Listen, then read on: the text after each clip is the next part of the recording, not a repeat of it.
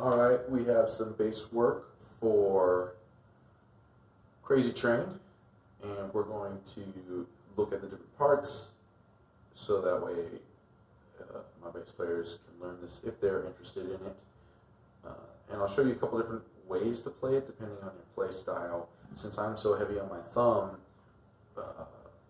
I'll play things maybe differently from the original just because they're easier for me, but they might be much harder for people who don't use their thumb as much as me. So let's start off with the intro, nice and simple.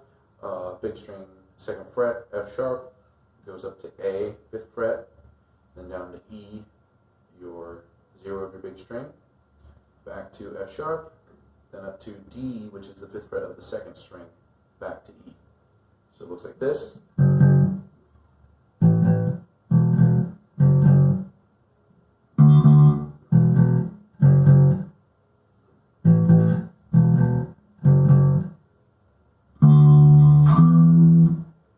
You'll slide up to a higher E. This is actually the same note as a big string 0, but when you slide up to this, you're saying like, something's about to happen, and that's how you initiate the change into the verse. So now, this is how I play the verse. I'm going to be alternating an octave A, so that's 0 of the 2nd string, and 2 of your littlest G string, and then doing an A major little lick with it, which isn't too hard to do. So this is what it sounds like. And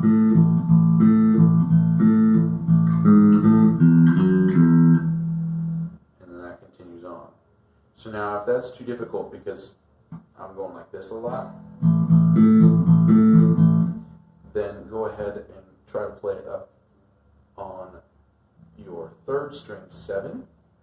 And so now it looks like this.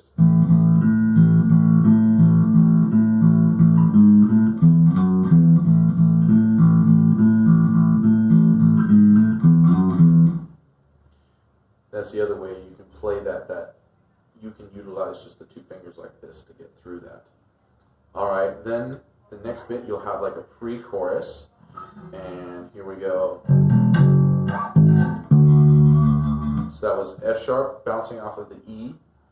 You're going to move up to a G sharp before reaching a D. It's kind of like you almost feel like you're going up to the A, but then, oh, nope, we're going up to the 2nd string, 5th fret, the D. And then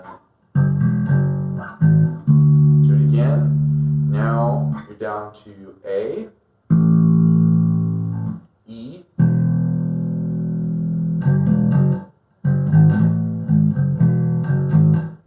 and that's a lick like a note sequence that mimics the original intro sequence. And so that was da da da. F sharp bouncing off of E, walking up to the G sharp, then A, walking all the way back down, back up to the G sharp.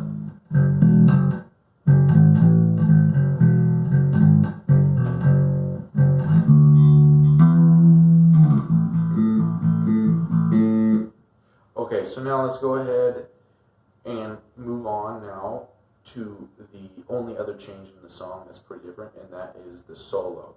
So here, I like to play it pretty fast. You could probably get away with not playing super fast, and it's kind of like almost like a gallop type sound that I'm shooting for, but you don't have to shoot for that. And so it's a what is it? An F sharp minor walk, and backwards. You're just going through every single note of the F sharp minor. And so that starts on the 4th fret of your 3rd string, then it'll go down to a 2, then it'll go down to 5th fret of your 2nd string, your A string, 4, then 2, and then once again down to the 5th fret of the big string, 4, and then 2. So in simplest way,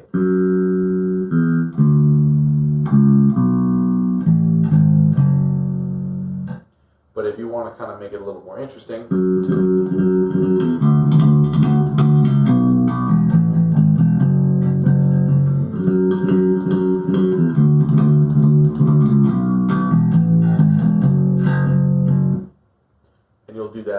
until the solo's over, and then you'll jump back into the song.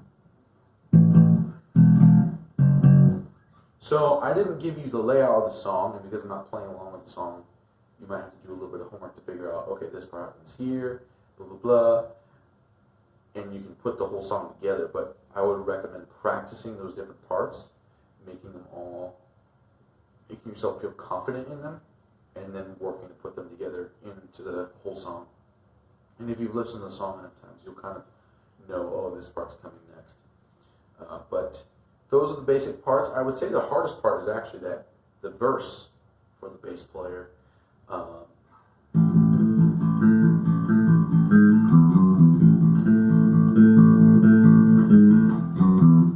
So that time I was doing it with just my two fingers like that, and I was able to get it done. So I think either way, either up here or down here, like I actually normally play it, you'll be able to get that part done. But it will take a little bit of practice. Alrighty.